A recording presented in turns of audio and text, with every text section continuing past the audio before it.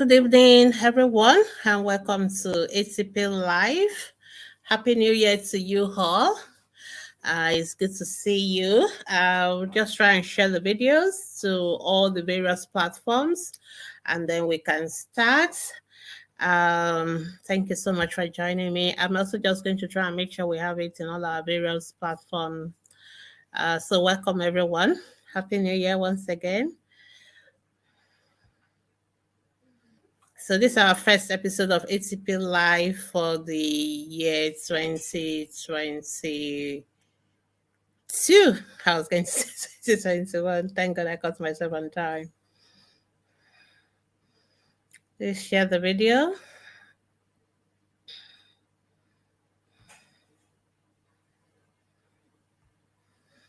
I'm just going to share to our groups.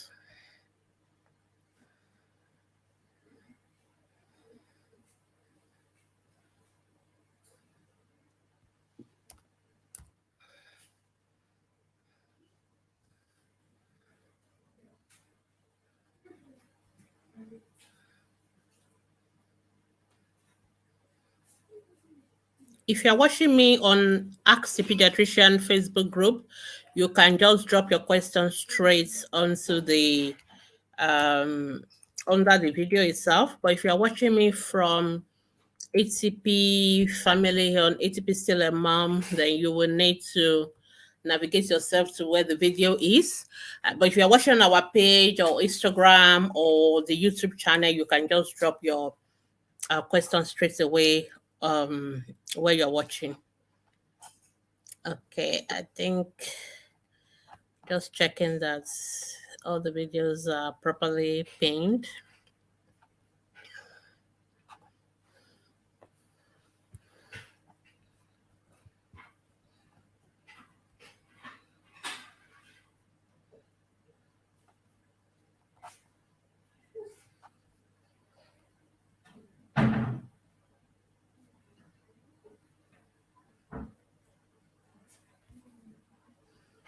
So just give me 5 minutes to make sure we have all our videos.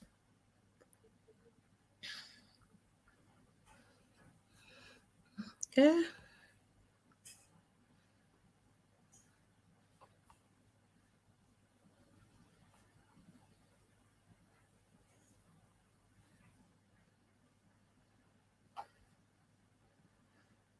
You're all welcome. Welcome to ATP Live, first episode. I hope you did not miss us too much. I know some of you said you did. We missed you too, but we are happy to be back. So please try and be dropping your questions. If you still have any questions on any health issues, please drop it. Drop your questions. We'll try and be doing it so. I mean, we'll try and see if we can make it 1 hour.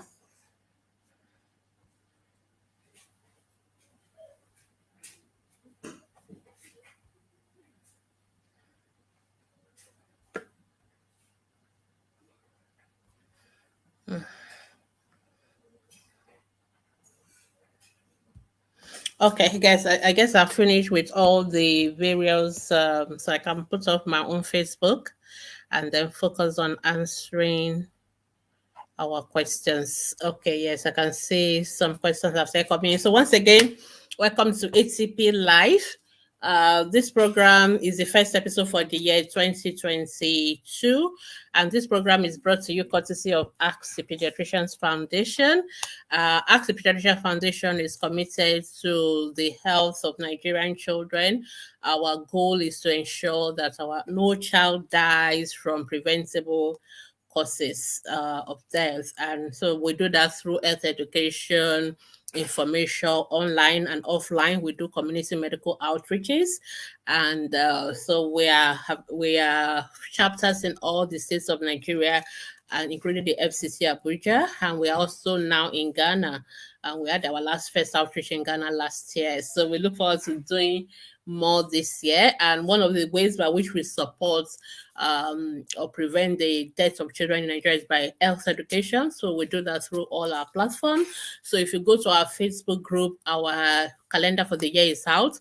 So every Monday you're going to have ATP Live where you can ask any questions on any child health issues. But once in a week as well on the group, either a Wednesday or Thursday, depending, we also do a group discussion where we discuss specific topics. And on those specific topics, you can ask questions related to that particular topics as well. But throughout the week, Monday to Saturdays, you can ask any questions about your children's health issues on any of our platforms. If you have adult health issues, you can ask on the ATP family, ask the physicians. That's the ATP family Facebook group. And if you have a loss of a child or bereavement and you want to kind of get some emotional support or even medical support around that, you can join our ATP Still a Mom group where we support families that have any form of child loss or pregnancy losses. So those are the three groups. Of course, some of you want to have like consultation with the pediatricians or the physicians. So we also have what we call ATP clinics. So you can have either a chat consultation or you can have a video consultation. You can even see our pediatricians face to face in their clinics, but that is usually for now it's in Lagos only. And so those are the various platforms that which you can benefit from our groups. And if you also want to support our medical outreaches, feel free to donate to our various accounts online in those in Nigeria and those abroad as well. You can donate through our global giving page. And if you also want to be part of our volunteers, you can sign up on our Giving Way page as well. So those are the various things that we do on ATP. So this is the first ATP Live for 2022. So I just want to kind of let people know what Ask the Pediatrician is all about and all that we do. So thank you so much for joining me. Thank you so much. I'm so happy to see all of you. So without further ado, and if you want to sponsor our programs, if you're either individuals or corporate bodies, you want to advertise for ethical products, anything related to children's health, please feel free to contact us. You can email us on askthepediatricians@gmail.com, or you can send us a telephone, a WhatsApp message, or call our number on our WhatsApp number shown on the screen. So those are the ways by which those are all the things that we do on Ask the Pediatricians Foundation. And I hope you like my background for those of you who are watching on YouTube and Facebook. So that will remind you of ATP. All right, great. So I think we can start now. Once again, for those of you who are just joining me, I'm Dr. Gbemisola Boyede. I'm a pediatrician and I'm the Chief Executive Officer of Ask the Pediatricians Foundation. And today I'm going to be answering all your children's health issues that you have. So I'm going to start from Facebook and then I'll go to Instagram and then I kind of shuffle between the two platforms as well. Okay, so thank you. Happy New Year to everyone. Thank you so much for joining us. The first question I'm having today is from Lawal Omobolanle, and she said, "Good morning." Okay, I don't know where you are. People are watching from different parts of the world, so it's possible. So welcome back. Thank you. My baby was born preterm at 33 weeks with a birth weight of 1.8 kilograms. She's 9 months old. She weighs 7 kilos. She weighs 6 kilos at 6 months. I'm so concerned she only added 1 kilo through 3 months. Is 7 kilos okay for her age? Okay, so you must remember that your baby is a preterm baby. Preterm babies don't add weight at the same rates like the term babies. So usually most preterm babies, they gain about 20 grams a day.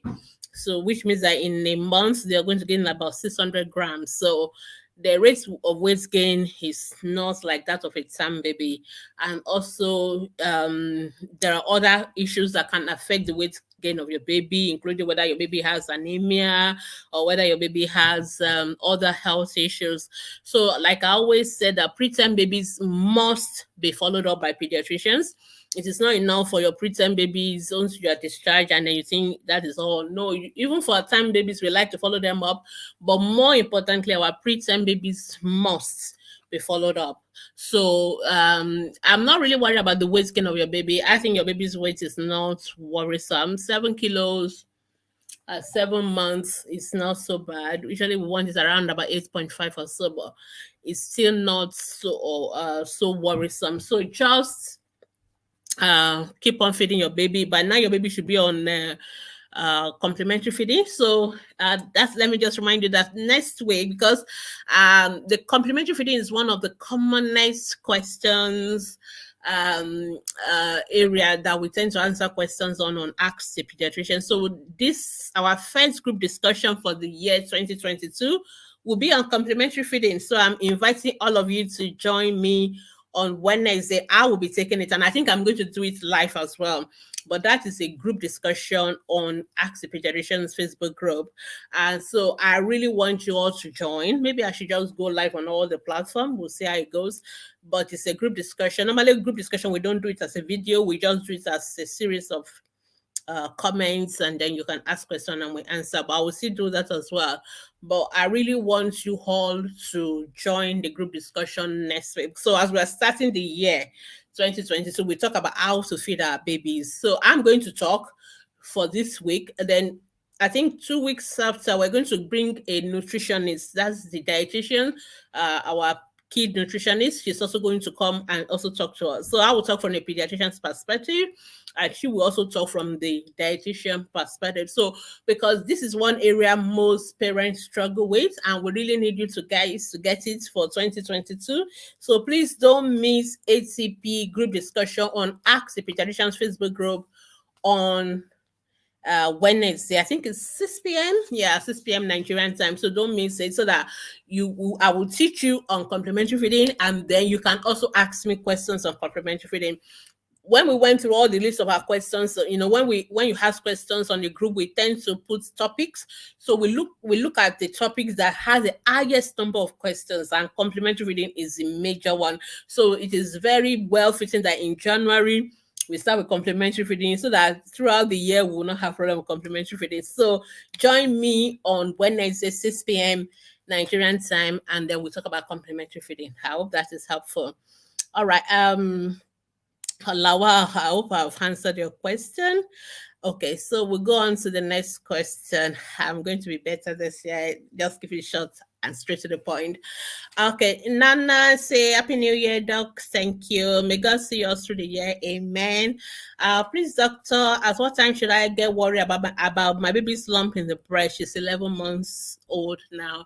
Okay, yeah. So for those who may not know the background, some babies, when your babies are born, their breast may look enlarged, and some of you will go and press the breast, and when you press it, you see that it can actually bring out milk, and so mothers tend to worry about that. So it is something that we call physiological. When we say something physiological, it means it is something normal, it is something natural, it is not a disease. Okay, so what happened is that when the same hormone that makes you as a mother for your breast to be enlarged, to be big, that same hormone is passed into the blood of your baby, and it makes baby's breast also to be big. So, but the good thing is that immediately your baby is born, the hormone supply is cut off, so it will reduce, and the breast will stop getting big. It will get back to normal size.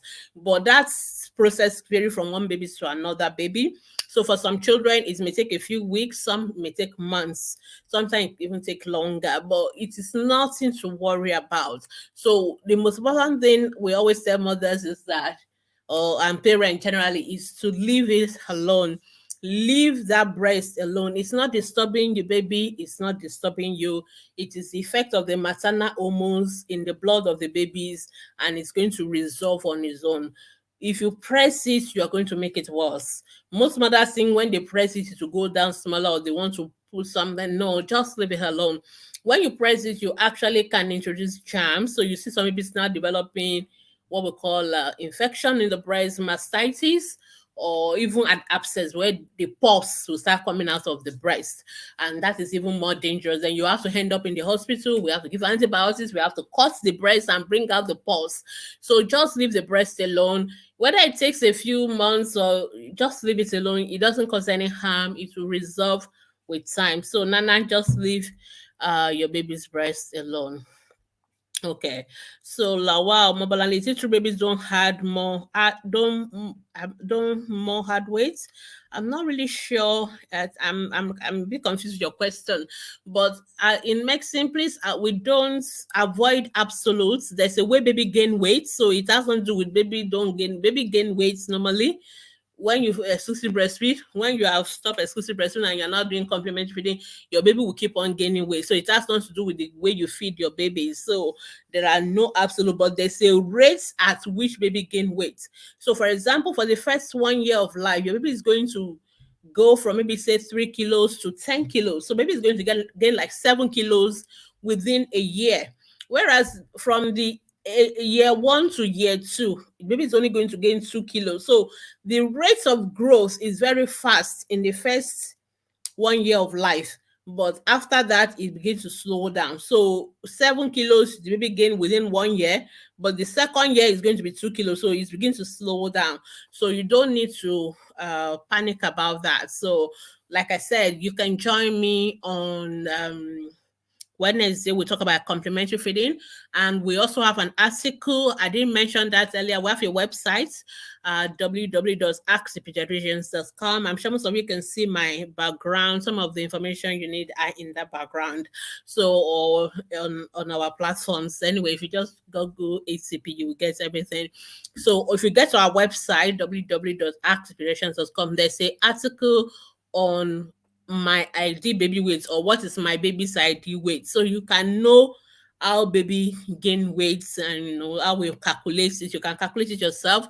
You can use apps. You can use internet to calculate what should be your baby's weight at each particular age. There are lots of them that you can use. Okay, so but Lawa, don't worry. Okay, how about your baby's weight? Like I said, I'm not really worried about your baby's weight, but your preterm baby should be seeing a pediatrician regularly so that your pediatrician can check and make sure there's nothing else to worry about. All right. Thank you, Abiodun. Thank you, Facebook user. Facebook user, if you want me to see your name, you have to give StreamYard the permission to show your name. I'm sure you will see the instruction on how to do it on our Facebook group as well. Okay. Good evening, Doc. Welcome back. My baby of 5 months is not bearing weight on her leg. Okay, bearing weight on her legs. Okay, number one, your 5-month-old should not be standing. Your 5-month-old has no business standing or bearing weight. Your 5-month-old should be starting to sit with support. That is all I want a 5-month-old to do. So there's really no need for you to be forcing the baby to stand on your laps, just let the baby sit. That's all. And sit with pillow support. That's all we want for 5 months. So if you want to know what is the normal milestones, because I find that sometimes all the questions people ask is because of ignorance on what is normal. So if you don't know what is normal, then you get upset, not knowing that there's really no need to be upset. So if you go to our website again, there's a particular article on normal developmental milestones. It will be a very good read for you, so you can read it as a mom. Happy New Year, Haladi. Thank you for joining us. Ayelotso Miriam, thank you for joining us. Say good evening. My daughter of 4 months just developed lump in her right breast. Okay, so I'll answer a question about lump in the right breast. So was the lump present at birth, or is it something new? That's very unusual. Most babies are born with that breast lump, so it is not something they develop after 4 months, unless your baby already has maybe a small lump and you were pressing it and it has now get infected and it's bigger. So your question is not clear, but I hope you had my initial explanation about the first question I answered today about breast lump that the first thing is to leave it alone. But if your baby did not have breast lump before and now develop breast lump, which I find it very difficult to believe unless it's something different, because sometimes mothers, sometimes you may not have noticed something, then you notice it later, or maybe like I said, the breast lump was small but you were pressing it and now it has gotten bigger, then getting infected on all that, then those are the things that we need to address. So you may want to clarify to us, or you may want to see your pediatrician for clarity on that. Okay. Let's go on. Princess Oluwadamilola Stella, thank you for joining us. Thanks for all you do, Doctor. It's good to see you again. Good to see you too. Oh, good to read from you. My question is, what can I do to prevent bow leg, okay, in a child? My baby is 5 months old, 10 days. 5 months old, 10 days, and you're already thinking the leg is bow. That's very unusual. Number one, a 5-month-old is not standing. So a 5-month-old by definition cannot have bow legs, because for us to make a definition of a bow leg, the child must be standing, and then we can see the leg is bow. So number one, I personally don't think there's anything wrong with your child. So just let the baby be, because it's too early to even start entertaining bow leg. So just let the baby be, okay? And when your baby is about 1 year old and your baby is now standing and standing to walk, when we can now assess. And there's even what we call physiological bow leg. In other words, there's a way when baby starts, normally you may look as if the leg is bowed a little bit, but eventually it will straighten out. So it's not even every so-called bow legs that is something for us to worry about. So I just make sure I'm checking my volumes. Okay, all right, thank you. So Princess, there's no reason for you to worry about your baby for now. I think you should just let the baby be. I'm not worried about a 5-month-old. I'm not worried about bow leg in a 5-month-old. All right. Welcome back. Thank you. Is there Facebook user? Is there any issue with a baby's anterior fontanelle not breathing? Okay, noticeably. Okay, so for those who may need to have some background, so the baby's head is not completely sealed. So there are what we call there are some holes or spaces in the skull. And there's one in the front, we call it anterior fontanelle, and there's one at the back, we call it posterior fontanelle. And there are actually other spaces that you don't even know, we call them sutures. But the reason why all those spaces are there is because they provide, they accommodate the growth of the baby's brain. The baby's brain is not fully developed at birth. The baby's brain keeps developing in the first 5 years. In fact, 95% of the baby's brain develop in the first 5 years of life. So what that means is that as baby's brain is growing bigger, the head needs to get bigger, and that is why those spaces are there. That's all. The spaces doesn't cause any harm. So the spaces are there, whether you see it, whether you feel it, or whether you don't. So I just don't want you to worry about it. Some of you can see it, especially if your baby is not very hairy, you can tend to see it, and sometimes it look as if it is pulsating. It is just the blood vessels that are underneath it. But if your baby is a very hairy one, you may not even notice it, but it's there, and sometimes you just need to feel it. But whether you feel it or not is immaterial. It is there, trust me, it is there, and you don't need to worry about it. There are some things that the anterior fontanelle, there are some changes to it that may give information to doctors. For example, sometimes if it is depressed, we worry whether it's baby dehydrated, it's baby malnourished. Sometimes if it is full or bulging, we worry about is baby having raised intracranial pressure, is it meningitis and all that. Those are information for us as doctors. But that will not be the only thing. There will be other signs that we will see. But really, as parents, you have no worry about the fontanelle. Just leave it alone. And don't let people tell you about OCA or anything, all those story. Just let's not start 2022 on that note. Okay. All right. So I hope that's helpful. Okay, Facebook user say, what is the best formula to use for babies? Okay, so when you are talking to a pediatrician, you really need to be very specific about who is this baby. Okay, what's the age of this baby? Okay, so like I said, I'm going to talk about feeding our babies on Wednesday. I think you should join me. So if if I just want to answer your question generally, because it's not a very specific question, we don't want you to formula feed your babies, to be honest. We want you to breastfeed your baby. So I'm sure you've heard me say that 1,000 times. So it's not new. So, but pediatricians generally, we want you to exclusively breastfeed your baby for the first 6 months of life. That is the best way to feed your baby. When you're after 6 months of life, we want you to keep breastfeeding your babies and then give what we call other foods, solid foods, semi-solid, what we call complementary feeding, which is what I'm going to be talking about on Wednesday. We're going to talk about complementary, how to do it. It's a very easy thing to do. And if you know the right information, if you have the right knowledge. So that is number two. Number three, when your baby is on complementary feeding, your baby needs milk. Your baby will need milk for the first 5 years of life. So either you give the milk as breast milk or you give it as milk made by other animals that has been made into powder. So like cow milk and all that. That is what they made, and they call it formula. So, and there are different brands. So there's no particular brand that is best. There's nothing best about anything. So you can go for anyone you like, but the best when it comes to your first 6 months of life is the breast.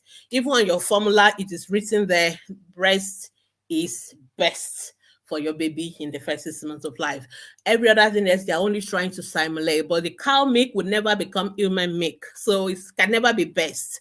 So that is the best. So that is just what I'm going to say about that. And we definitely don't promote formula. We don't recommend any particular formula. If your baby needs to take formula for some reason, for example, if your mother's on chemotherapy drugs, or the mom is late and all that, yes, the pediatrician can prescribe appropriate formula. And there are things we look out for in the formula for us. We're looking at, does it have DHA? Does it have probiotics? We're looking at other things that at least contain some of the elements we tend to get in breast milk. As close, it can only be close. It can never replace breast milk, because there are things that the manufacturer of formula can never put in formula. So like your antibodies that you produce to protect your baby based on your own exposure, nobody's going to be able to put it in formula. So, and those are the things that protect your baby against infection.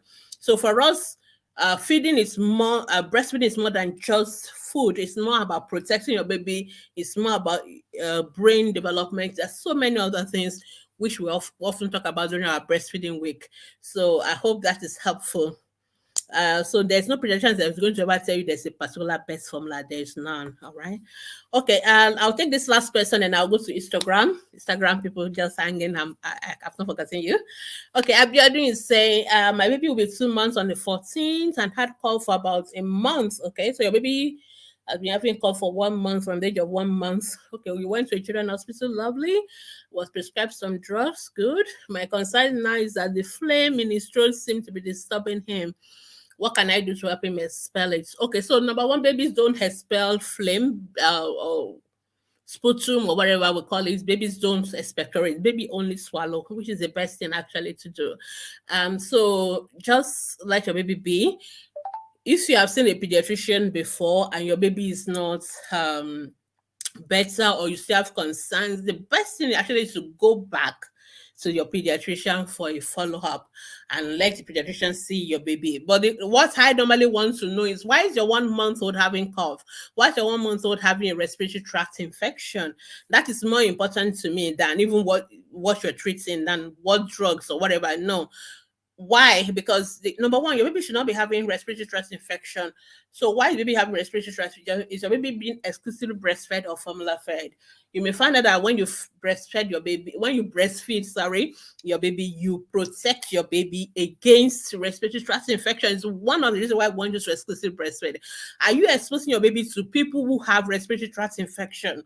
So when people come, let a baby, new baby, they're kissing baby, they're carrying baby, they are depositing germs on the baby. So I always tell mothers, when people come to visit you, they come to visit you, not the baby, because baby does not need visitors, because most of those visitors are coming with their own germs. So you want to keep your baby away from people that have cough, catarrh, visitors and all that. You want to keep your baby away from them. Are you spraying your room? Are you using insecticide? Is the generator fumes close to your window? Those are the things you need to get rid of. Some of you don't open your windows because you feel that your new baby must not have breeze blow on them. Those are the things that make your baby to ventilation is very important. So those are the things we need to address first. We need to address, why is this a 1 month old baby having a respiratory tract infection? It should not be happening. Or does the baby have an underlying health issues, like some maybe may have a cardiac problem or other problem also in the heart that can make them to start having cough, especially cough that is going on for 1 month. I am worried about cough of 1 month. So those are the things I want you to be thinking about. Those are the things those are the kind of conversation I want you to have with your pediatrician when you go back. So it is not just about flame or what. No, it's not about drugs now. Is the flame is going to go away, but why is baby having that? That is what we need to address, and then other things will follow. Okay, so let's quickly go down to Instagram, and then I will come back to. Oh my goodness. I mean, Instagram has really got a lot of questions. Thank you so much for joining us on Instagram. Okay, yeah, Irene Timi. Wow, I love that name. It's very prophetic. My 2-year toddler usually bites everyone and gets angry easily. What is the cause? So biting is it's one of those habits children sometimes do. Sometimes out of frustration, sometimes um, for different reasons. For example, some children when they are sitting, but your 2-year old should have at least most of the milk teeth should be housed. They can also bite, and so it's an habit.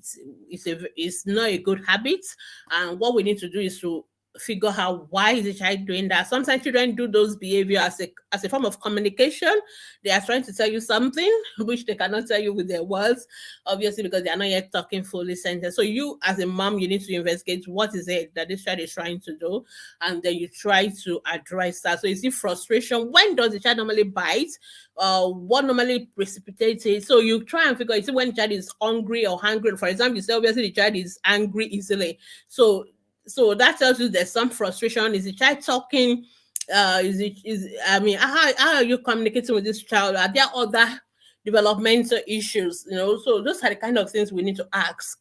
So it's a behavior, and we just need to look for what is what is the trigger and address it, and also give the baby alternative.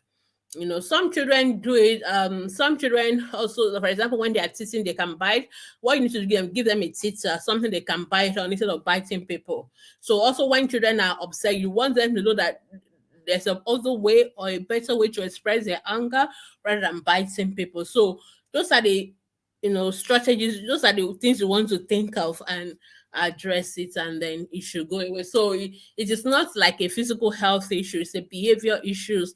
And for behavior is what is the trigger, what can be the alternative to this behavior, and those are the things we need to talk about. I hope that is helpful.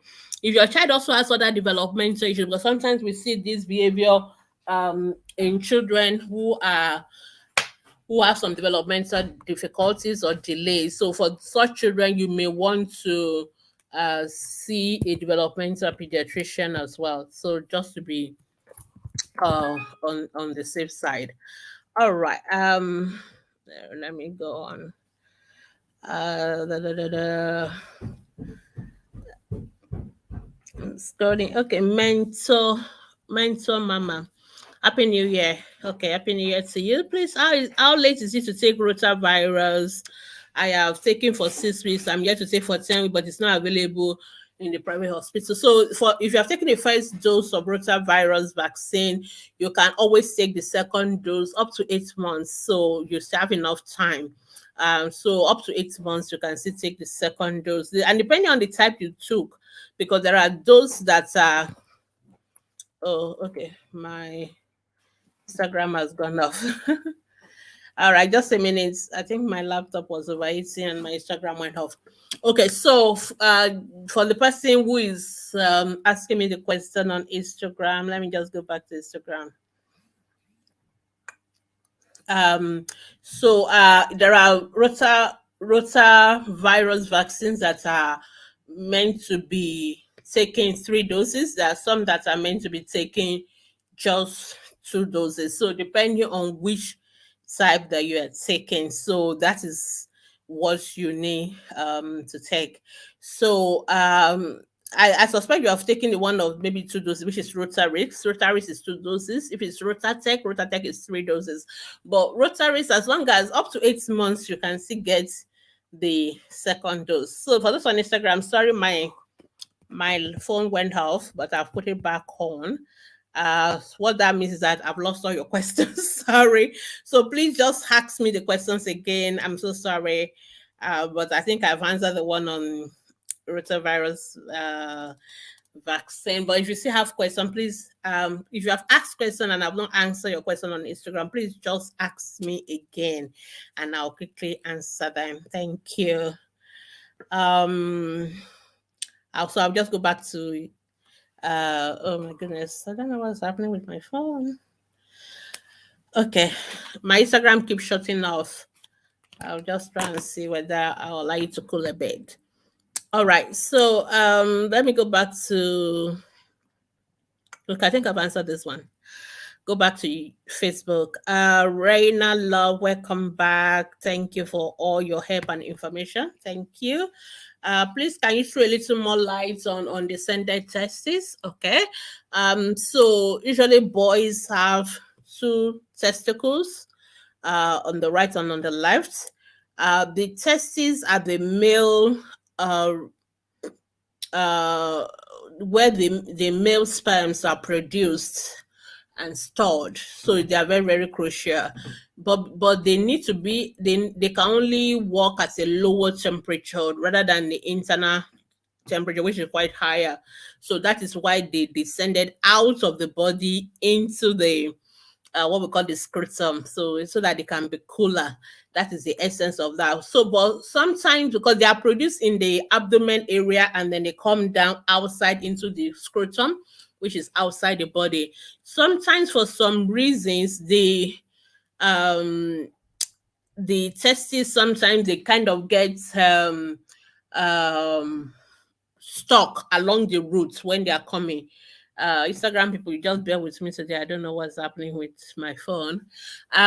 So they don't come down. So usually what we normally, sometimes it's just that they are still coming, but they are still going, they are just slower.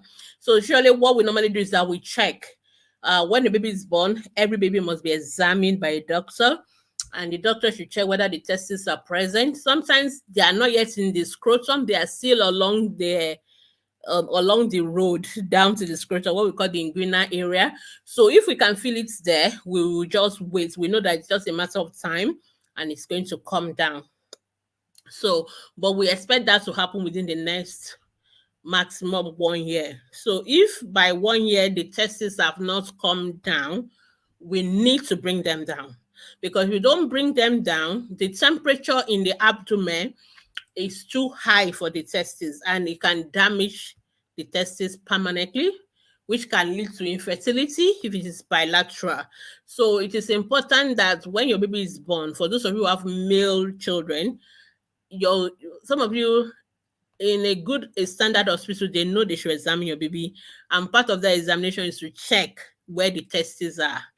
But I know some of you deliver at home, some of you deliver in hospitals that are not standard. In other words, they don't check, they don't examine your baby properly. Please, if you have a male child, you must ask them to check whether your baby's both testes balls are present in the scrotum. You can also check yourself as a mom, but you have to be careful because sometimes they are very they are very mobile. They move around a lot, and sometimes we have what we call retractile tests. In other words, they can actually go up, but they will still come down. So you can check. You must feel one and hold it, and then you feel for the second one to make sure that both of them are down. So that is number one. So you can check it yourself. You can ask your doctor to also check for you. That is number one. Number two, if you have a male child, you must check the stream of the urine. You must check that. So you don't always just put them in Pampers all the time. When you are home, not Pampers, diapers. When you are home, make sure you open the diapers or the nappies and see how your baby is passing urine. Is the urine straight? In other words, is it going straight? So if your baby's urine is not going straight and it's only dropping, so for some, if your baby has ever wee wee and the wee wee eats your face, that baby has already passed that test because it's gone straight. But if his urine is dropping, it's not a good sign. It's a sign that there's some obstruction along what we call the urethra, urinary tract, and it has to be addressed. So those are the two things that are very important to check in boys: the stream of the urine and the testes. One has to do with the testes has to do with the reproduction, fertility, and the stream has to do with the urinary tract, and your baby can have a posterior urethral valve and all that. So it's very important. All those conditions can be addressed if picked up, but if they are time bound procedures, in other words, you have to do it on time. If you don't do it on time, sometimes it's too late. So if, in other words, your baby has testes and it's not brought down after 1 year, it may be too late. So it's very important that that operation is done by 1 year. Sometimes we give it sometimes. Okay, let's just wait whether it will come down by itself. But by 1 year, it's not coming down. Please go, let them bring it down quickly. The same thing with the streams of the urine. Your baby's stream of urine is not straight. You must see your pediatrician. You must see a pediatric nephrologist, and they need to address it. All right, Instagram people, my apologies. Let me answer your question now that my phone is behaving. Please, if you ask question before on Instagram and I have not answered, please re-ask because I lost my questions. So, okay, mentor mama is back. My baby is 12 weeks EBF. He spits out after feeding sometimes, little sometimes is much. What could be the cause? So we call that reflux. We call that reflux, and it's a very common thing in new babies. Generally, it's nothing to worry about. Simple things you can do that may help is when you feed your baby, you keep your baby upright for 15-30 minutes. You can bop them a bit, let them bring out the gas, and before you go and put them down to sleep. So that will help. It doesn't completely eradicate the reflux, but that will help. But some children have what we call very severe reflux, like it's as if they are vomiting. It's almost like all the food is coming out and it's happening all the time. And sometimes the babies have they are not gaining weight because of that. So for such babies, you need to see your pediatrician. Then we may have to treat that baby. Those ones have what we call reflux disease or reflux disorder. But the simple reflux, a little bit of spit here and there, or a little bit of the milk coming out is nothing to worry about. Don't just leave the baby alone. Okay, Okpedami say, what's the name of our Facebook group? Oh, it's Ask the Pediatricians. Everything is Ask the Pediatricians. Our Facebook group, our Instagram, our YouTube. Ask the Pediatrician. You cannot miss it. So, or you just look for Ask the Pediatrician or HCP, you will always just search, you will always get our Facebook group. And if you look at my background, I don't know whether you can see some of it. Maybe later I will just project it. You can see all the information as well. All right. Where's the other one? What is the best food for 8 to 12 months old baby? So there's not like best food. Your baby just needs to eat food, and your baby needs to eat variety of food. So, and we call that complementary feeding. So Okpedami, you will need to join me on our Facebook group on Wednesday because I'm actually going to be teaching on complementary feeding. Like I said, it's one of the most frequently asked questions in our Facebook group. So it's one area mothers struggle with. I think most mothers don't struggle with breastfeeding. They get breastfeeding well now because breastfeeding just put the baby to the breast and that's it. But once it comes to the complementary feeding, that's where we start having trouble. So because of that, we're going to take it up in our Facebook group. That's what we're going to do on Wednesday, 6 p.m. So just make sure you join us. I will be there. I'll be teaching it myself because I really want mothers to get complementary feeding correctly in 2022. So join us. So your baby at 8 to 12 months is not meant to take just one food. Your baby is going to take a different variety of food, and you should keep breastfeeding as well. So one of the things I'm going to be addressing is what are the misconceptions about complementary feeding. And I think that is actually where the problem starts, because we already are thinking there is one food that I need to be giving my baby at 8 to 12 months, and that's all I need to give my baby, and that is all the baby needs. No, So that is wrong. That alone shows the lack of understanding of what is complementary feeding. There's no best food. There's no one food. Your baby needs to take variety of food. So anyway, for more information on that, just join us on Wednesday on our Facebook group. I think I'll just go live anyway. Mrs. Nwane, so what is the recommended age to stop breastfeeding? Oh, 2 years. 2 years. 2 years is so minimum, and it's not. That's not even recommended to stop, but we say at least do 2 years. So that is our recommend. That is recommendation by WHO, UNICEF, all pediatricians. We want you to breastfeed for as long as possible, at least 2 years. So if you are pregnant, you can actually breastfeed your baby if you want to. But if you think you are struggling and your baby is already a toddler, your baby is already eating, then you can stop and you can give other milk. You can give other milk to your baby as well. I hope that's helpful. Princess Sally Green Dog, please. My baby often pops after each meal, and this can happen as like 5 to 6 times each day since last week. Is this okay? That is perfectly normal. Though you didn't tell me the age of your baby, so please, when you are asking question, always tell us the age of your baby. But passing stool after each meal is normal. 5 to 6 times a day is normal, as long as the stools are not they are not watery and not blood inside. As long as they are normal stool, there's nothing to worry about. Instagram, what is the best food to start with for complementary feeding? So all the questions on complementary feeding just come on Wednesday, then we can talk about complementary feeding. So I'm going to teach you the principle first. So when it comes to complementary feeding, I found that mothers ask the wrong questions. So people ask question, what is the best food? What is the food to start with? You can start with anything you like. So you need to understand what is the principle first that guides complementary feeding. I think that's the most important thing. If you understand the principle, you will do it by yourself. So for somebody who is in Lagos, Nigeria, maybe they want to start a complementary feeding with the pap, but there are places where they don't take pap. That's not their own thing. They may want to start with another cereal.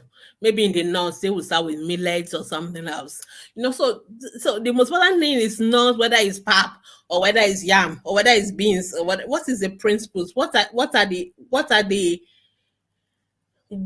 we trying to achieve? What are we trying to do? We want to give your baby semi-solid food, but we want to give food that supplies different kind of nutrients to the baby. So one carbohydrate, one protein, one fat, and oil. So you need to be able to put all those together.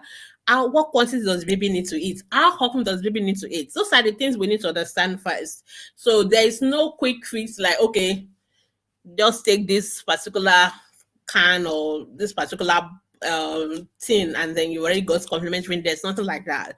So that's why I really want to start to break down what complementary feeding is for mom, and then we can now talk about it. So Demi, there's no best food for complementary feeding. There's no best food to start complementary feeding, but there are different kind of foods that you can use when you're starting complementary. So when you come on Wednesday, we'll have a lot of more we will only talk complementary feeding on Wednesday, I assure you. Okay, so Demi is also saying, when is the baby supposed to start sitting properly without support? 7 to 8 months. So 7 to 8 months, yes. I actually want baby to start sitting with support by 5 to 6 months, and then sitting without support 7 to 8 months. But remember, these are average. These are what we call average milestones. So this is when 50% of babies will do it. Some babies will do it a little bit earlier. Some babies will do it a little bit later. It's just like our height. So in medical jargons, we call it a Gaussian curve. When you look at how tall they are, it is not like everybody is this particular height. No. So some people will just be maybe some 0.1, some people will be 0.1. You go like a curve. So you have some people that are very short, then you have some people that are very tall, but majority of us will be in the middle, what we call the 50 percentile. So that is where most of us be. The same thing when it comes to developmental milestones. Some babies will do it a little bit quite very early. Some babies may even take up to 9 months before they start sitting independently. But majority, so when I say 7 to 8 months, I mean 50% of babies will do it around 7 to 8 months. Doesn't mean that if your baby do it earlier, it's a problem. Or your baby do it a little bit later, it's a problem. So, but when your baby is now completely out of the curve, completely what we call outlier towards the extreme and hand, that's when we now know there's a problem. So that is where we know where we begin to draw a line. For example, your baby is not yet sitting by 9 months, then I will worry about that baby. So because I expect baby to be crawling by 9 months, but baby is not yet sitting without support at 9 months, sitting independently at 9 months, then I will worry about the baby. So I hope I try to always give that illustration because I see mothers always asking me, "Oh, my baby is not yet sitting at 4 months. Should I worry?" Because they've seen Mrs. Next house child already sitting at 4 months. So I always tell them that they're all different. Okay, so my phone keep getting so hot. All right, so let me go back to Instagram. I mean to Facebook, sorry. Instagram people will just have to forgive my phone today. Next question. Victoria DK, good evening, happy new year, same to you. I want to know how to handle an 11-month-old baby who have refused to go to crash because of separation anxiety. Okay. She cries all through the day non-stop. I won't take her food or water from them, blah, blah, blah. I'm drained. The honest truth is that 11-month-old actually should be with their mom. So, I mean, I understand that in our world now, mothers got to work and you have to do your best. But the truth of the matter is that your baby really needs to be with you. So at 11 months old, yeah. So it's understandable that the baby is struggling to um go to crash. So there are usually ideally you should have started gradually, but I don't know how much of how you've started. But if a baby has always been at home with you and then you suddenly just go and drop them in crash, it may take them time for them to settle. It may take some babies weeks, some babies will take them months. I don't know how long you've been trying now. You didn't tell us how long, but you said you are drained. If you have only been trying for 1 week, you can't be drained, no, my sister. You have to be patient because your baby is going to take time. So in places, usually they will say, okay, just bring baby for maybe 30 minutes, another time bring baby for 1 hour. We kind of gradually increase it, or you take the baby and you stay there with the baby for a few minutes. If it's possible for you to take extra time and leave at work so that during that your leave, you start taking the baby there and both of you are there and the baby gradually gets used to it. It actually takes time. Some babies will never settle, to be honest. That's the truth. And so for such babies, you may want to use a nanny at home. But there's nothing wrong with the baby. It is actually normal. So I hope that's helpful. I know it's not what you want to hear, but that is the honest truth. And it's just how babies are wired. There's nothing wrong with the baby. It is actually normal for babies to feel that separation at that age, and it takes them time to get used to it. So I hope that's helpful. All right, my time is running. Instagram people, once again, I apologize. I don't know why my Instagram live keeps shutting out. It keep going off. I don't know what. And my phone is not shutting down, but Instagram itself keeps shutting down my videos. So I apologize for that. Hopefully I will sort it out next week. Facebook user, my baby of 3 months started crash today and was given formula. She started throwing up. She has been, so why is your baby giving formula? If your baby has been on an exclusive breastfeeding, what you need to do is to express your breast milk and give it to them at the crèche. So if you're taking your baby to the crèche, please don't let the crèche introduce the formula to your baby. No, it's not even right. If you want to change your baby to mixed feeding, you should do it by yourself at home first. You should have sought out all those things before you take your baby to crèche. Don't let the crèche be the first person introducing new things to your baby. It's actually a wrong practice. So if you think, oh, I won't be able to express breast milk, I want my baby to be on mixed feeding, and so that's what I'm going to do, you should have tried it at home by yourself before you take your baby to the crèche. So it's not like the crèche should be the one trying it first. So what we recommend ideally is that you should express your breast milk and give it to them at the crèche for them to give to your baby. So that's what we recommend. And it's possible. Alternative, if the crèche is close by, you go to the crèche and breastfeed your baby. That's what I did when I was working. So I mean, the crash is in the hospital, so during your break, you just go there and you breastfeed, or they will call you when your baby is hungry. You come and quickly breastfeed, and you go back to work.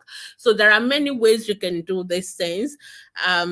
So because you started work does not mean your baby has to go to formula feeding. We actually have a old breastfeeding video on when you start work, how to keep on breastfeeding when you start work.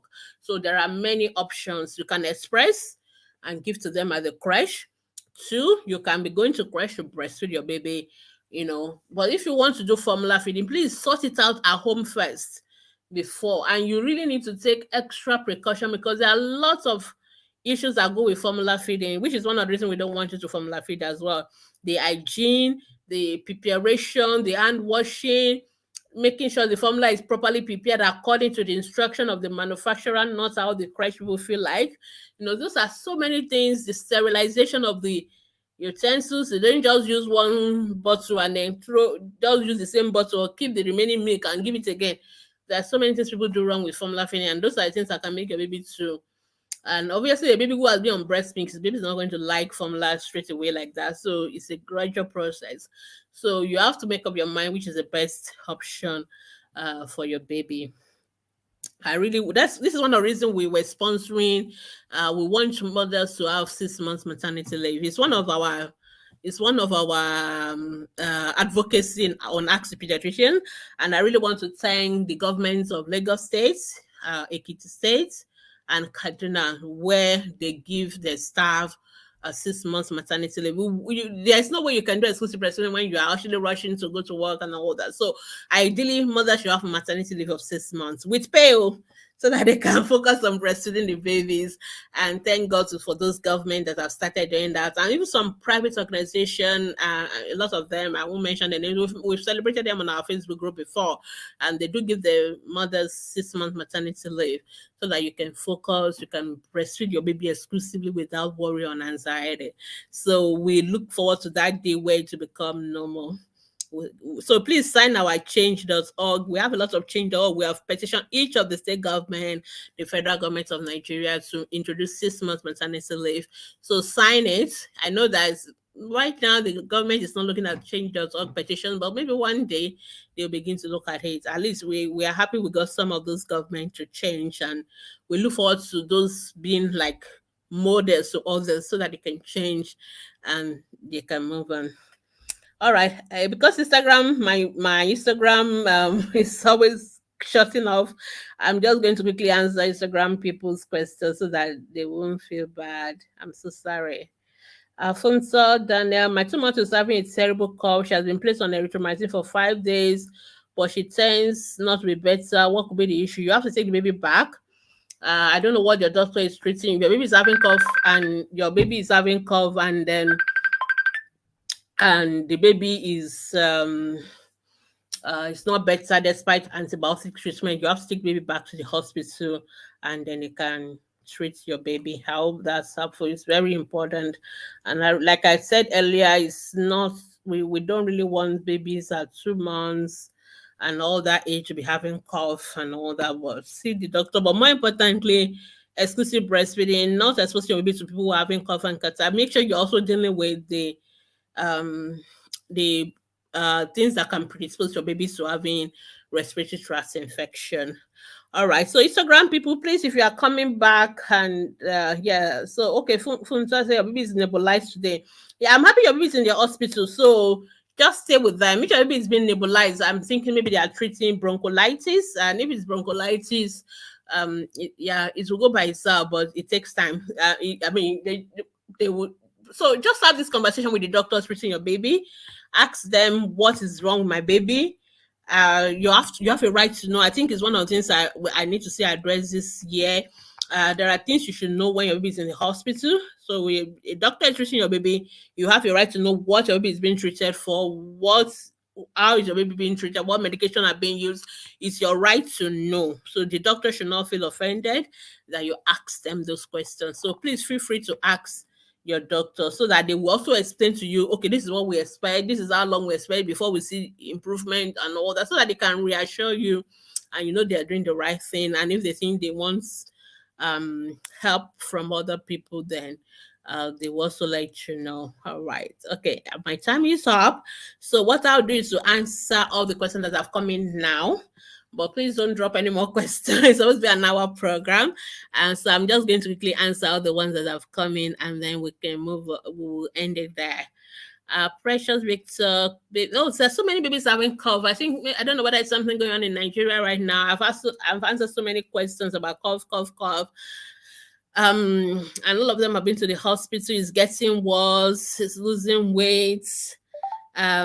She's not breathing well. Precious Victor, your baby needs to go back to the hospital. If your baby is coughing and it's not breathing well, that baby needs to go back to the hospital. I've just been to a hospital with a pediatrician. I would recommend going back to if the hospital you've been to does not have a pediatrician, please this time around, take baby to a hospital with a pediatrician or a teaching hospital or a hospital that has a standard private hospital with a pediatrician or a government hospital with pediatricians. I always say so many options because in Nigeria, there are different levels to get all these things. So the key constant in all those information that it must be a hospital with a pediatrician. And please, not every doctor who is in a hospital who is seeing a child is a pediatrician.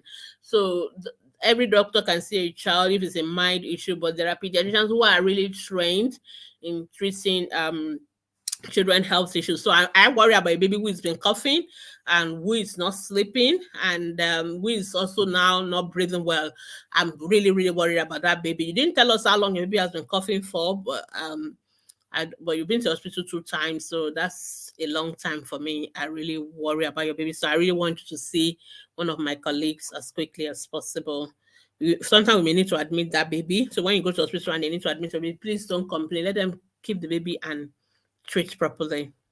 Okay, Elizabeth Oladeja, riding with a cough again in a 3-month-old baby.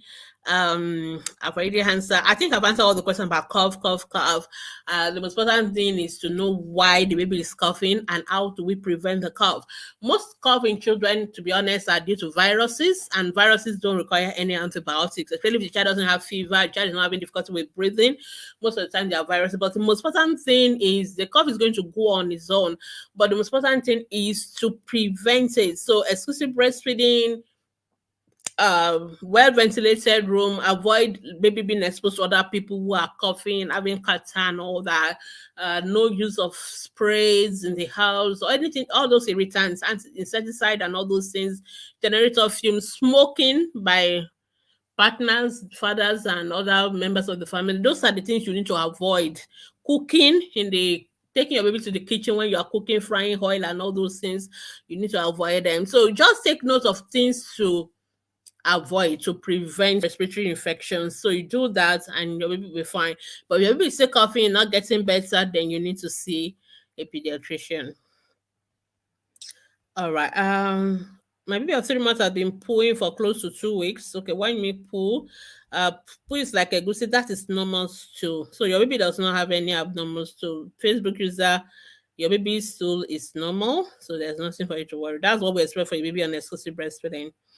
Facebook user, my baby of 8 months, 3 weeks is weighing 6.7 kilos. Birth weight is 2.6. Current weight for an 8-month-old, I want an 8-month-old to be weighing closer to 8.5 kilos. So 6.7 is not like completely abnormal, but is towards the lower normal side. So you want to, and you're saying your baby is not eating and all that. So that is why.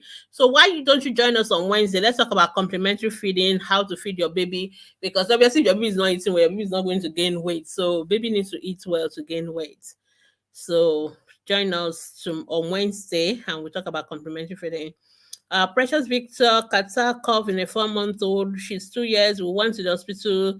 They said she has something big under her throat and she's breathing fine. So I don't know what your question is. You've been to the hospital and they've told you what is wrong. I hope they also told you what the solution is or whether there's something they don't need to worry about. So you didn't ask a question, so I'm not really sure what is your question. So you want to, when you post, please always ask specific questions so I really know what aspect of it you want me to address, because you've been to the hospital, so I guess that is sorted already. Facebook user, my baby is 1 year, 5 months. He has not been eating well. I do force him to eat. Please do not force any child to eat. Do not force feed children to eat. Let's not kill children well because we are trying to make them eat. Children can die from force feeding. That's truth. So please don't do that. The most important question is why is this child not eating and it's just last week. So the child may be ill. The child may have maybe an infection or malaria or whatever. I don't know what it is, but poor appetite may be a sign of an illness. So what you need to do is to take the baby to the hospital first and let the pediatricians or the doctors, figure out what is wrong and address it. So force-feeding the child is not the solution.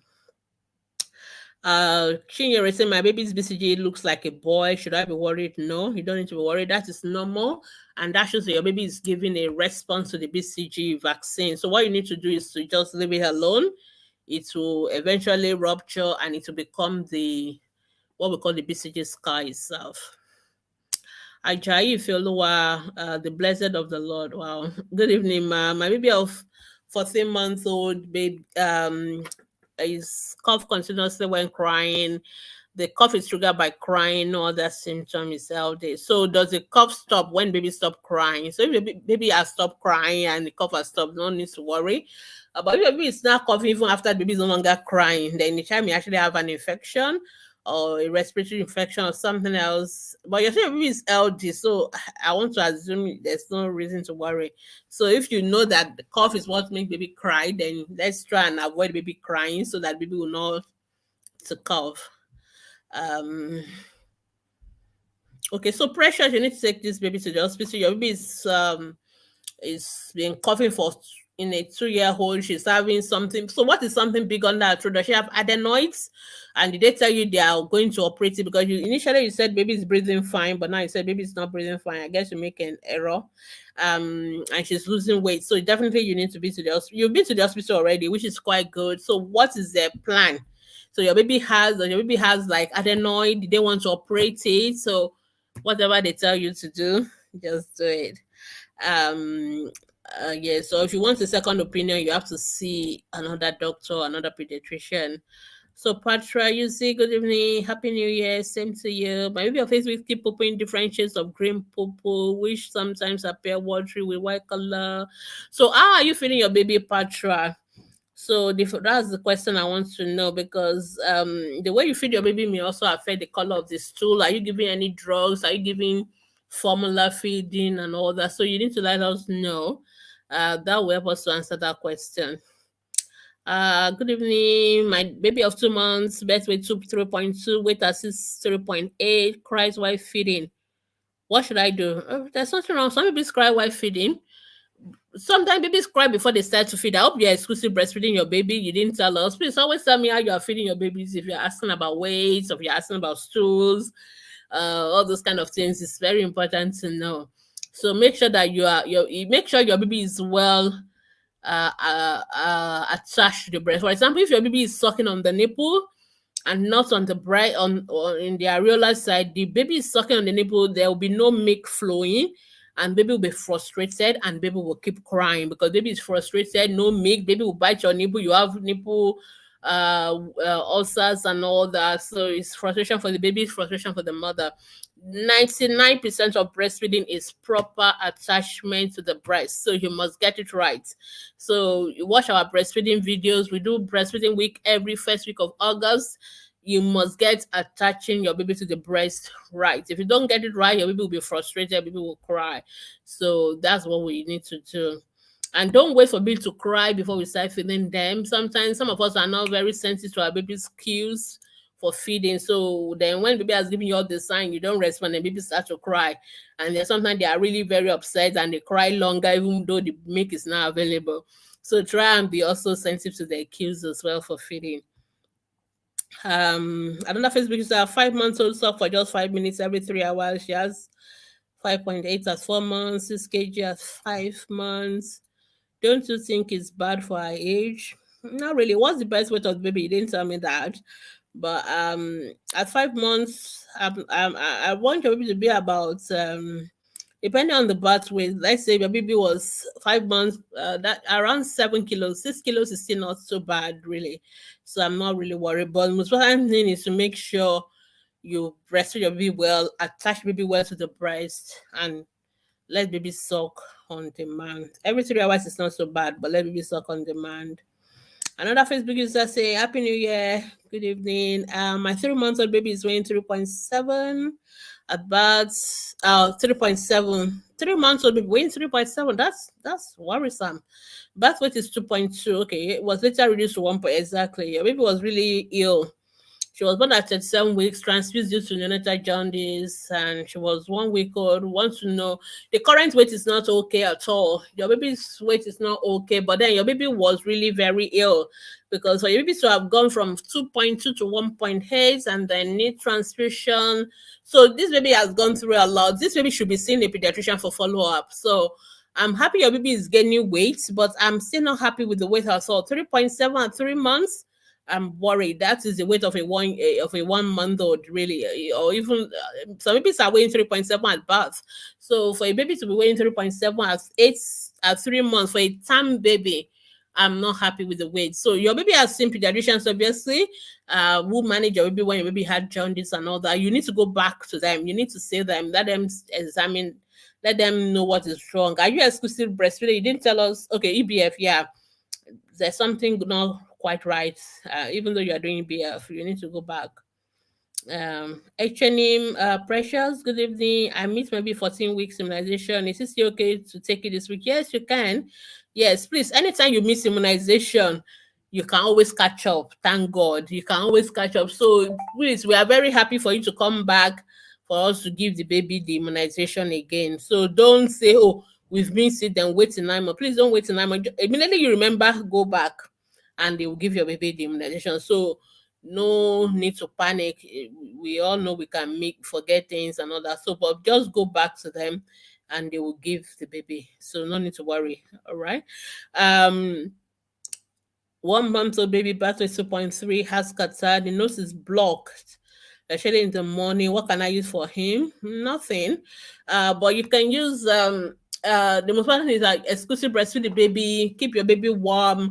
You can use normal saline, what we call saline drops in the nose if the nose is actually blocked with mucus, because sometimes mothers say the nose is blocked but they can't see any mucus.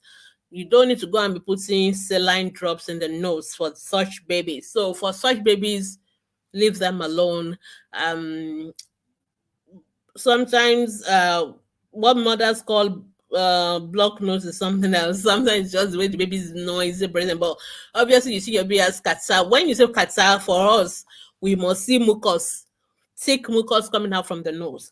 So if it is that mucus that is now caked and blocking the nose, then you can use saline.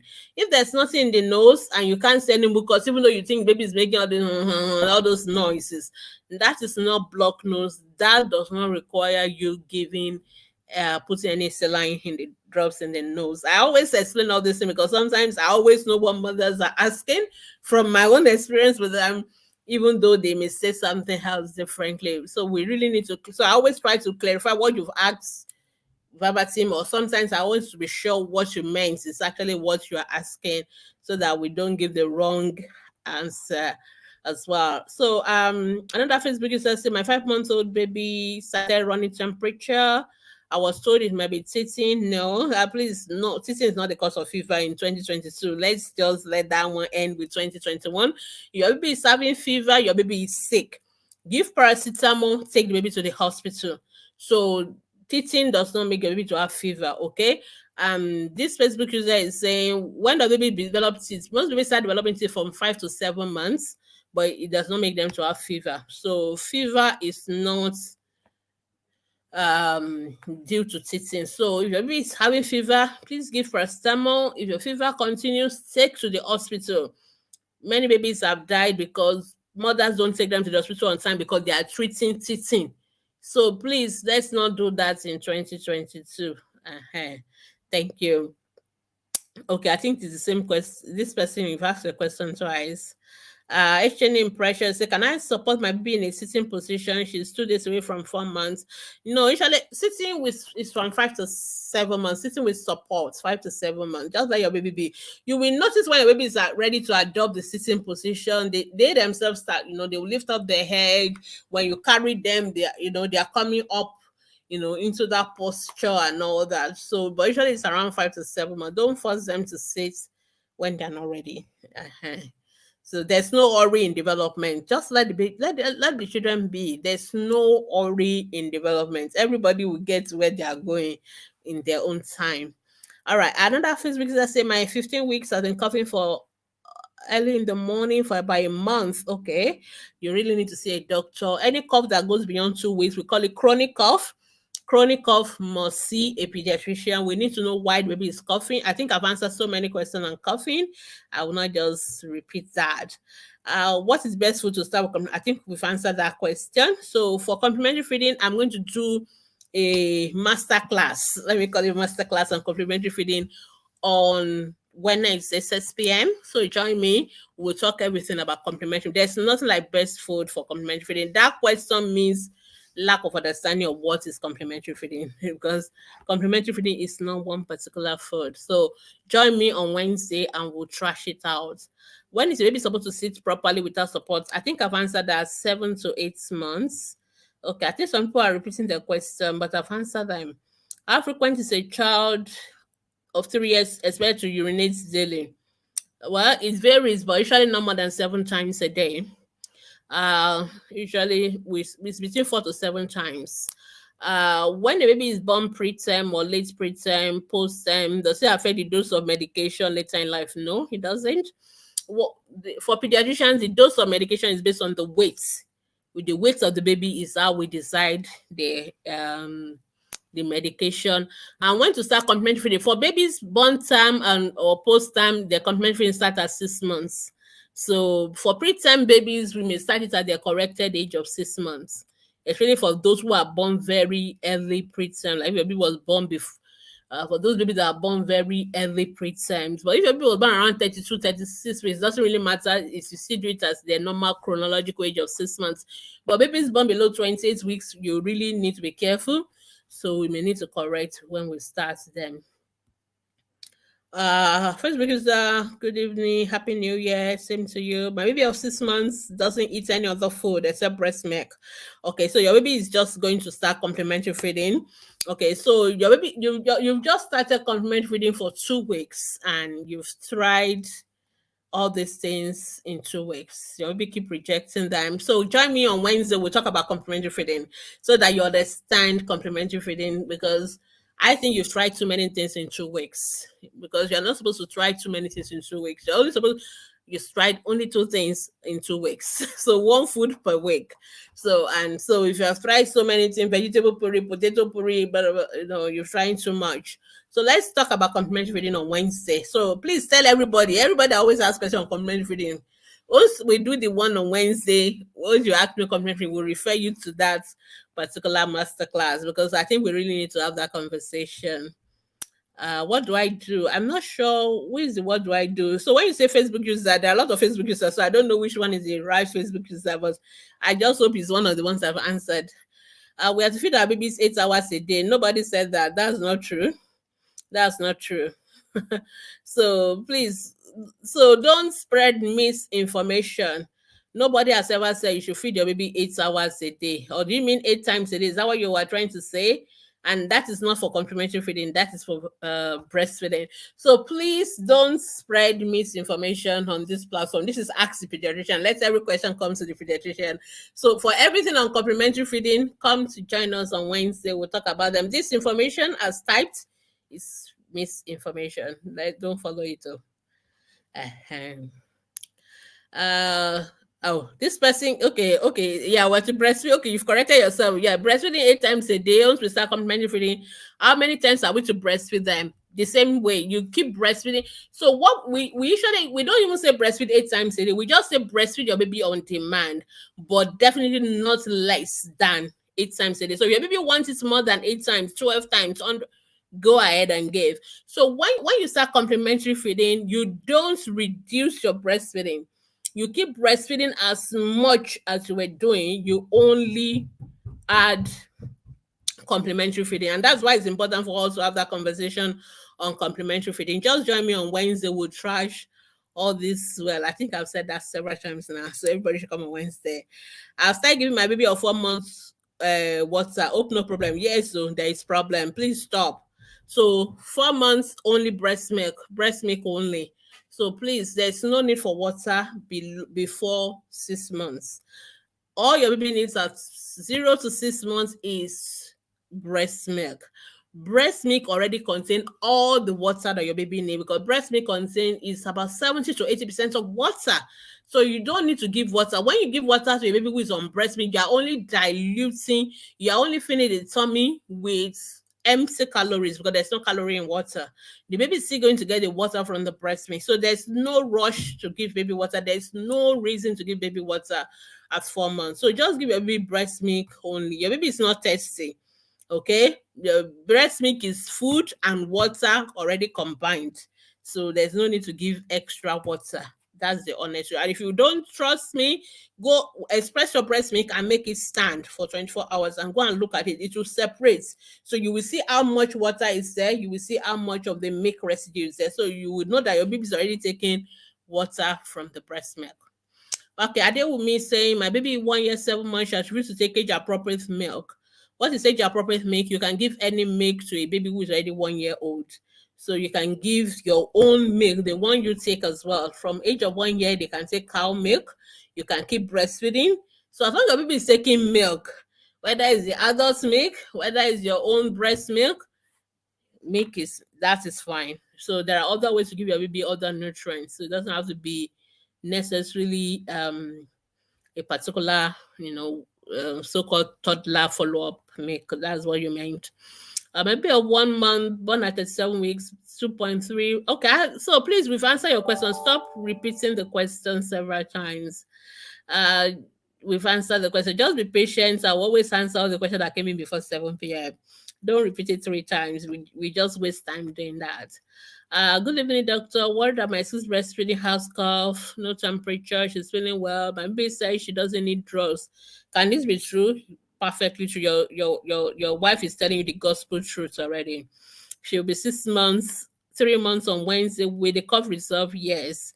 And when she won't be worried about cough. So if your baby is coughing for more than 2 weeks, your baby is having difficulty with breathing in addition to the cough, or your baby is having fever with the cough, that is when your baby will now need to go to the hospital. So that's when we worry about cough. But your baby is really coughing, otherwise well, sucking well, doing well, there's no need.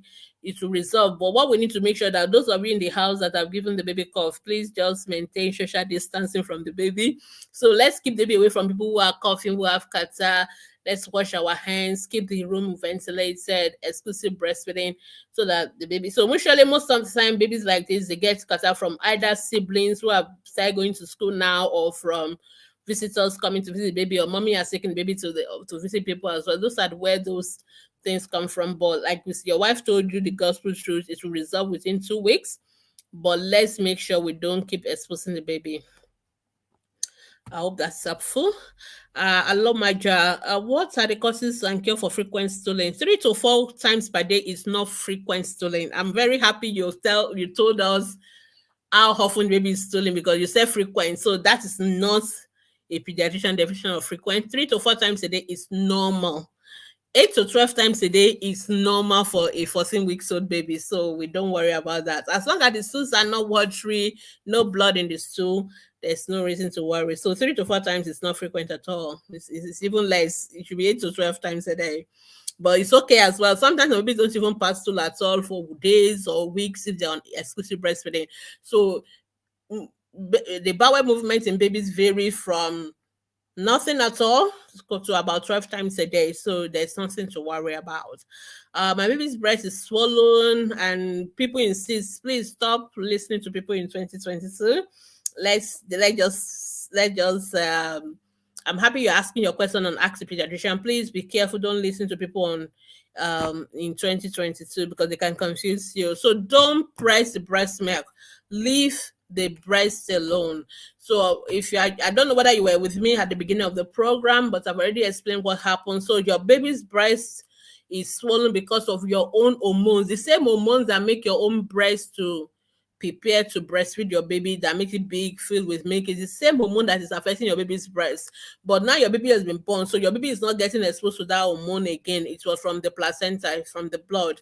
So it will resolve. So just do us a favor and leave that breast alone. Don't press it.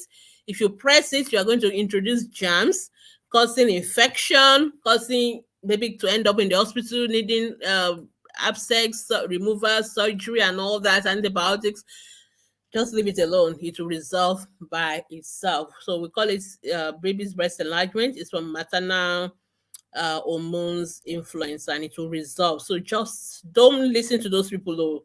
Always listen to the doctors. Don't listen to your people who don't know about that, because they're going to end up creating more problem for the baby. I'm happy you are asking us now before you do that, so don't do it. It's 7.58 for a 6 month. Okay. Well, so usually at 6 months, we expect your baby to have doubled their birth weight. So your baby was 3.5, your baby has already doubled, more than double the birth weight. So that is okay. So that's fine. I'm not sure why this person, I think you are calling a friend to join us. Thank you. Please invite your friends to always watch our programs, invite them to join our Facebook group. Thank you so much. I'm telling you, what you are giving them, is more than money. So they will appreciate that. My baby of 5 months is having big boils on her body. Once it boils, it develops another part of her body. It started with her elder sister. You need to take both of them to the hospital. They need to be given antibiotics. That's number one, because the current boys have to be treated with antibiotics. But more importantly, we need to prevent subsequent boils. So hygiene is important, regular hand washing, even their clothes and all that. Just pay attention to all that, and that will be helpful. Okay. Okay, I'm almost getting to the end. Brimo, how do I deal with cough? Sometimes, okay, I think I've answered enough cough questions. So if your baby is coughing, I've told you how to prevent cough. More importantly, if the cough is going for more than 1-2 weeks, you have to see a doctor now. Igwe Grace, and for Brimo, you say your baby cough after being breastfed. I worry about that, because sometimes some babies that cough when we breastfeed them may have some maybe connection between the airway and the food way. We need to be sure. I'm not saying that's what your baby have, but we need to check.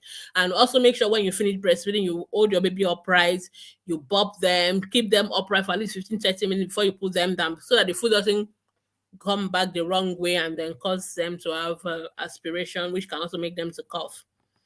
All right. Okay, I think I've answered the last question that came before 7. Igwe, my baby has boil on the breast. What should I do? You need to see a doctor, and they can give appropriate antibiotics. Brimo Balogun, my baby ate more cross backward. Is this normal? Well, it's okay. Some babies do that, but the most important thing is that your baby is crawling. And eventually it will crawl forward. Don't worry. 2 months old, what look like dandruff. Okay, that sound like what we call cradle cap. So for cradle cap, you need to use the baby hair shampoo every morning. Don't use the soap to wash the hair. Use the baby hair shampoo, and then you can now gently comb it out. You can also use olive oil on the baby's head in the night, so that in the morning that you now wash it off, you will see all those flakes. You just comb it out, and it will all go gradually with time. If you are really struggling and it's not going, you may want to see a pediatrician. We can give you an alternative hair shampoo that is medicated type that you can use, but most of them will clear with just the appropriate treatment I've mentioned. Okay, Busayo Abe, thank you for inviting Kikelomo. Facebook user, by question not the answer. I'm sure I've answered all your questions now. I've answered all the questions that came before this question, so maybe your question has not been answered. I can't answer your question immediately you drop them, because I'm answering them in the order in which they come in. So I hope that's helpful. Okay, came back precious. My baby was 6 kg at 3 months, 4 months. I'll see your pediatrician, no problem. Yeah, started from formula. Milk production is great, doesn't struggle for long. I've tried to make it take formula, but it vomits the whole food after. I personally don't think your baby needs to be on formula, because you told us that your milk production is great. So if your milk production is great, so why is your pediatrician wants to give your baby formula? And since baby doesn't want to take the formula, I think just leave your baby on breast milk only. That's all. That's my own advice. But you can discover your pediatrician for that, really. But my own is If your baby is, if you are lactating well, there's really no need to give formula. Okay. Is your baby not taking the breast milk? Because you didn't say your baby is not taking formula, but does it take breast milk? That let's answer that question first. So that's more important. So I'm not really worried about your baby's weight anyway. I know why we're worried, because your baby didn't gain weight for 1 month, but then are there other issues that is wrong? Okay, so your pediatrician have checked, there's no other issue. Okay, Kimba, you keep asking the same question. We've answered your question now. So, okay, thank you. You are the same person answering the same question. Sorry, once you drop your question once, that's enough. You don't need to repeat it. And you've seen a pediatrician anyway. I personally don't think you should give your baby formula if you are lactating well. Give your baby your breast milk. That's all. Facebook user said compliment feeding last week. In swallowing a mouth, she suffers for a while and pushes out with her mouth. She only swallow egg yolk. Okay, so you are doing too much for somebody who is just starting complementary feeding. So please join us on Wednesday. We'll talk about complementary feeding. Your baby started complementary last week. 1 week. Baby's already taking swallow, egg yolk, smoothie, pap. No, that's not how to do complementary feeding. That's why we run into trouble. You are doing too much. You should only start with 1 meal and then you gradually increase it. And even when we start 1 spoon, then the next one will make it 3, then we'll make it 5. We need to understand how to go about complementary. I find that mothers sometimes we are bombarding the baby with so many things. This baby is having too many things thrown at a 6-month-old. That is too much. And I'm sure you are even giving too. There's also a particular amount that a 6-month-old can take. So, and your baby can only take 2 meals of complementary feeding in 24 hours. At 6 months old, most of the baby's food is still breast milk. Then you are now introducing the complementary. So 1 week, no, it's too much. It's too much. So please join us on Wednesday and we'll talk. You are doing too much, all right? So don't worry, we'll talk about it. You should come for immunization at 6 months. There's no immunization at 6 months. Yeah. So there are other reasons why they ask you to come for at 6 months. Okay, also it wasn't written on our card that you should come for immunization. There's no immunization at 6 months. Yeah. Some hospitals give vitamin A and all that. So maybe that's what the person meant, but there's no immunization at 6 months. Yeah, there's no immunization at 6 months. We used to give vitamin A. Some even are not doing that anymore. Some give it at 9 months and 15 months. I think Lagos State does that now. Just ask, when did they give vitamin A? Some don't even give. So it is not immunization. We call it some supplements, but sometimes others just call it immunization. My baby was born at 36 birth weight for 1.4. Your baby is really small, even at 36 weeks. How do I get that to take in milk? In milk is already, when you express your old breast milk, you've expressed both the fore milk and the hind milk into the cup at the same time, then you feed your baby. So there's no other milk. So express all your milk. Everything is together. So it's both in hind milk and all that. So I don't know who is this Facebook that I say I've answered your question. Then you should just have put your question there. I don't know. Because I think I've answered all the questions I've seen. I don't think I jumped any. Unless you left and you came back and I've answered when you were away. So Busaya Abe, maybe 9 months, weighing 8.1. The weight is fine. It should be around 9 kilo, but the weight is fine. 8.1 is not so far from 9.1. Okay, I think that's the last question. Thank you. Instagram, I answered the last question on Instagram. Okay. Oh, it's like Instagram people have gone. Okay, sorry. There's some few questions on Instagram. Okay. Sorry about my Instagram. It's really misbehaved today, but thank God it's steady now. Okay, I've answered Faith, Funto, and then I've answered your questions. Chinaza saying, Doc, my baby is 1 year, 8 months. It can't say a word. I'm worried. Yes, I'm also worried. Your baby should be at least saying 1 word at 20 months. So you want to see a speech therapist, or you want to see? I think a speech therapist first, though. You don't even want to see a developmental pediatrician as well. So you can see a speech therapist. If you don't know where to get one, you can ask us. We have one. but she does it virtually. So if you want to, Chari, good evening. My baby is 7 months old, 10 days. She hasn't brought out any teeth. Should I worry? No, there's no reason to worry. Some babies don't bring out their first tooth until 13 months. Okpedami, my baby is 8 months and crossed backward. Okay, Okpedami, I think were you the one that also asked on Facebook? There's nothing to worry about that. I don't know why your babies are crawling backward. As long as they are crawling, that's the most important for me. They will eventually crawl forward. Don't worry. I think. Oh, I think that's all. Thank you so much. All right. Thank you so much, everyone, for joining me today. This is our first ATP live for year 2022. This program is brought to you by Ask Pediatricians Foundation. We're concerned about the health of your children and about the welfare of your children. And you can join our Facebook group. If you have any questions, this is a 1 hour program, which I've already done over 30 minutes extra. But I always just try to answer the questions that have come in the 1 hour that we advertise. If you still have any question, please feel free to post your question on our Facebook groups between Mondays to Saturdays, 24 hours daily. We are there. We also do our group discussions, and the next group discussion will be on Wednesday, and I'm actually teaching that myself, and I'm going to be talking about complementary feeding because I've seen so many questions today and so many information that shows me there's lack of understanding of complementary feeding. Complementary feeding is not difficult to do. We just need to have the understanding of the principles of how to go about complementary feeding. What do you do? What don't you do? How do you do it? So we'll talk about all that on Wednesday. I will do the part 1, and then we'll also bring a dietitian, a pediatric nutritionist, to do the part 2. So she will talk about the specific food and all that. I'm going to teach you the principles behind complementary feeding. What are we trying to achieve, and how do we go about achieving it? So please join me on Wednesday at 6 p.m. I think I'll do it as a video live so that many people can watch it and we can store it against when people ask me questions about complementary feeding during the year, because it's the area where most of us as moms are struggling. So thank you so much for joining us. So I'll see you again next week, Monday on ATP Live, and have a wonderful, wonderful evening. Bye for now. Bye. And Instagram people, I'm very sorry for all the cutting and coming back, but at least I'm happy you got it at the end. All right, so thank you, everybody. And if you have any questions, feel free to post your question on our Facebook group.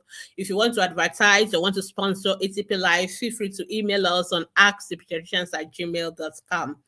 And if you want to be part of our volunteers, you can also check on our Facebook group or our website, and you'll find all the information on how to be part of what we do. Thank you so much, and have a nice evening. Bye.